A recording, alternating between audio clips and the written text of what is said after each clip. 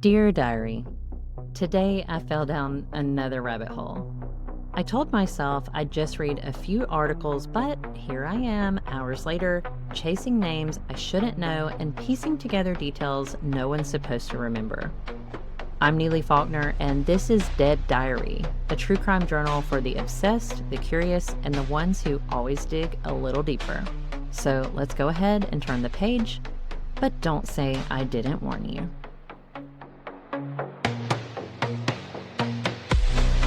I know. It has been a hot minute since you've heard from us, but we're back. And this week, we're talking about a case that is pretty close to home for myself, as well as several members of the crew here at Murder Creek Media. We're here to talk about the 2012 disappearance of Alabama teen Brittney Nicole Wood and the massive investigation that followed her disappearance, which ultimately uncovered an alleged incestuous child sex ring within her extended family. It's crazy, I know, but I'm going to tell you all about it. And before we get into Brittney's story, I want to tell you about an upcoming podcast from us here at Murder Creek Media entitled Murder in Mobile County, which is set to debut later this year. It covers the cold case murder of Brenda Peters, a 21-year-old mother of three who was found stabbed to death in a wooded area of Mobile, Alabama, way back in May of 1981. My team and I have spent over a year investigating Brenda's murder, and we can't wait for you to see what we have uncovered. So make sure to visit our website at murdercreekmedia.com and subscribe to our newsletter for the series release. And if you just can't wait until then, which I know you can't, you can also check out our sister podcast, Skeptical. Skeptical is a serialized investigative podcast that explores one man's claim of wrongful conviction after he was incarcerated for the brutal murder of his adoptive father. The entire series is available right now to binge on any podcasting platform, so check out the show notes here for links to listen.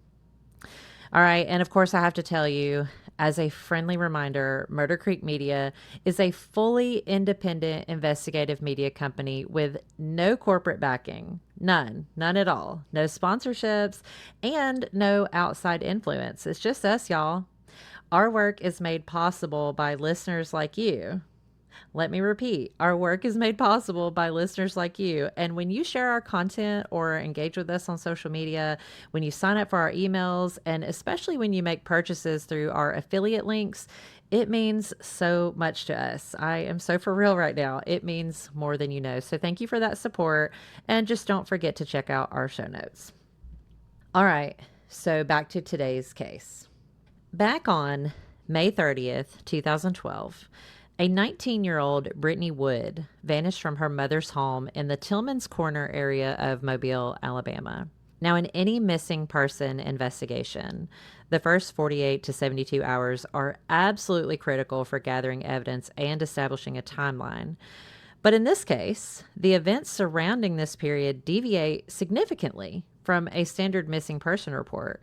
Because what happens here is that the person who was last seen with her was found dead shortly after her disappearance, and that, coupled with evidence placing her belongings at that scene, set a very odd trajectory for this investigation. So what happened? Well, we know that Brittney left her mom's house in Tillman's Corner on May 30th. Although she reportedly claimed to be visiting a friend, it was later determined she had left with her uncle, Donnie Holland, where they were supposed to be going to Robertsdale, Alabama, which is about an hour outside of Mobile. Investigators were able to determine through phone records that Brittney and Donnie had been in communication with each other throughout the day, but all communication abruptly ceased at about 11:30 p.m., at which point incoming calls to Brittney's phone began going straight to voicemail. The last known signal from Brittney's phone was a ping recorded at 1:47 a.m. in Grand Bay, a location that is geographically inconsistent with her last known destination, which was Robertsdale. 2 days after Brittney's disappearance, her Uncle Donnie was found dead inside his SUV, which was found in a secluded area near his home, which was in Robertsdale. His cause of death was a gunshot wound to the back of his head behind his ear. And even though he's shot in the back of the head, his death was officially ruled a suicide. But investigators, well, they did think that was odd. And this actually still remains a critical point of contention in the investigation. And perhaps even more strange was the fact that his body was discovered just a half an hour before he was scheduled to be questioned by Baldwin County investigators regarding allegations of sexual abuse. According to prosecutors, Holland was involved in a criminal operation of an incestuous, multi-generational sex ring involving two families that merged when Donnie Holland married Wendy Wood. Holland was described as the manager of the sex ring and was believed to be orchestrating group sex and facilitating the abuse of a number of child victims that was estimated to be between ages 11 and 16, with reports indicating that the abuse actually began when the victims were as young as 3 or 4 years old. It's alleged that it had occurred during drug-fueled orgies around the coastal Alabama areas between Baldwin and Mobile counties. Y'all, these are some truly, truly, truly sick and disgusting individuals that we are talking about here. So let's just be real with it. There is really no other way to describe it. These people are messed up. So Brittney's disappearance served as the catalyst for exposing this family criminal enterprise because investigators quickly began to connect her disappearance to the conspiracy her uncle was allegedly leading. What began as the search for one missing person unraveled into one of the largest and most disturbing sex ring investigations in Alabama's history. Because of this, Brittney is positioned as both a victim and a potential witness. Prosecutor Teresa Hines stated that Brittney's testimony, quote, could have been huge and, quote, could have corroborated so many things. And yeah, I tend to believe that. It is believed that Brittney was actually on the verge of exposing the ring because of some private Facebook messages from May 27th, 2012, which was just 3 days before Brittney disappeared, where Brittney told a female relative about being raped by 3 male relatives. This communication between Brittney and the family member strongly supports the theory that Brittney was aware of the ongoing crimes and may have been silenced to prevent her from speaking out.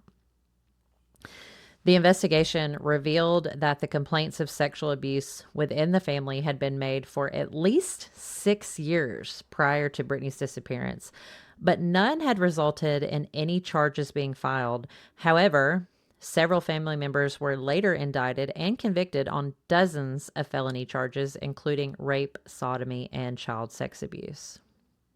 For more than a decade, the search for Brittney Wood has been a largely fruitless effort.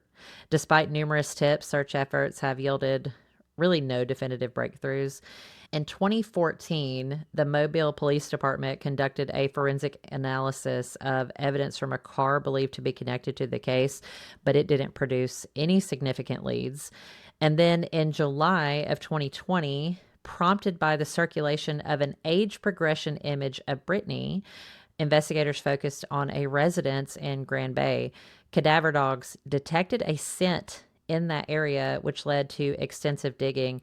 But again, the search concluded without any significant discoveries. Of course, efforts to maintain public awareness have been ongoing. In the fall of 2021, the case received national attention with the release of the Peacock docuseries Monster in the Shadows. The series featured interviews with Brittney's mother, Chessie Wood, who is recently deceased, actually, other family members, and former Baldwin County investigator Eric Winberg. So check that out if you haven't seen it already. More than a decade after she was last seen, Brittney Wood is presumed dead by authorities. The prevailing theory here, held by both law enforcement and family members, is that Brittney confronted her uncle, Donnie Holland, about the ongoing sexual abuse and was killed to prevent her from exposing the child sex ring.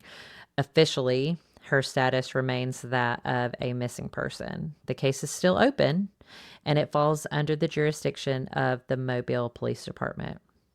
With that being said, if you have any information regarding this case or Brittney's disappearance, you are asked to contact the Mobile Police Department at 251-208-7211.